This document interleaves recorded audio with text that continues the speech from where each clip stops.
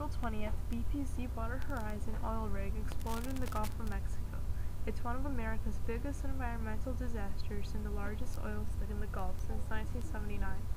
As experts scrambled to stop the leak, find out what happened to the oil rig Deepwater Horizon as the blowout tore it apart, killing 11 out of 126 men on board and sending oil toward Louisiana, Mississippi, Alabama, and Florida coastlines. Scientists on a research vessel in the Gulf of Mexico are finding a substantial layer of oily sediment stretching for dozens of miles in all directions.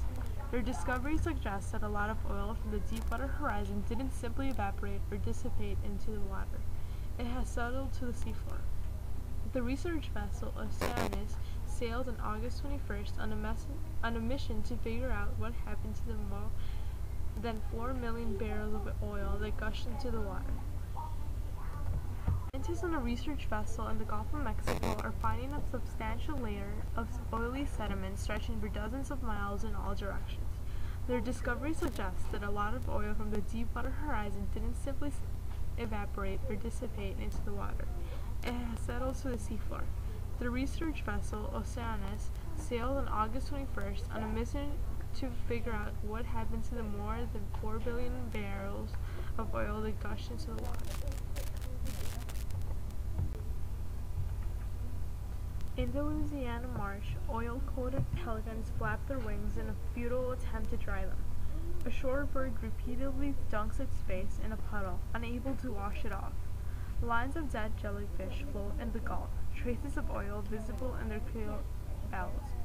Now that oil from the Gulf of Mexico's vast spill has become ashore, it is causing serious damage in one of the country's great natural nurseries. In nature, oil is a versatile killer. It smothers the tiny animals that make up a coral reef. It suffocates blades of marsh grass, cutting them off from air and sunlight. It clumps up a bird's feathers, leaving it unable to fly. Then, trying to remove the oil, birds swallow it.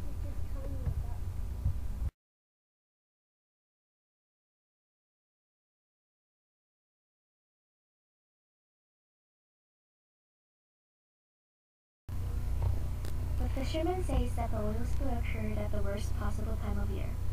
They are seasonal workers and they work all summer saving money to make it through the winter, and they lose no money right trying. before the season, They take whatever money they have left and fix their boat and invest invest them to to their their equipment. thin film of oil. However, was seen since at the the fishing port, port they couldn't catch protective anything oil for booms 4 to 5 and the crews months. are working to clean Local up the oil. fishermen are going bankrupt because of the oil spill ruining their Many fish to a grocery store, a fish market, Fishermen or a are restaurant. worried that people will stop Also, eating people fish, are not buying affecting their fish business. because of the chemicals Many of that have them been ignore put the into the dangers sea of to fishing control and the oil continues spill. to fish. They attempt to fish, but they come back without any success.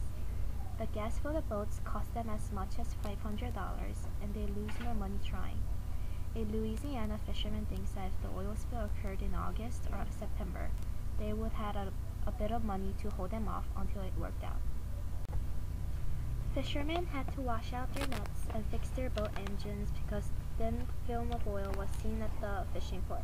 More than 1 mile of net cost $30,000, and they were damaged because of the oil. This became a really big problem for them because when the nets have oil, fish stay away. This is a picture of a fishing boat carrying protective oil booms, and the crews are working to clean up the oil. Many visitors don't want to buy any seafood from the Gulf, such as shrimp and oysters. However, the fishermen are trying to convince people that it is safe to eat them because through sampling they have been tested and certified as safe before they get to a grocery store, a fish market, or a restaurant.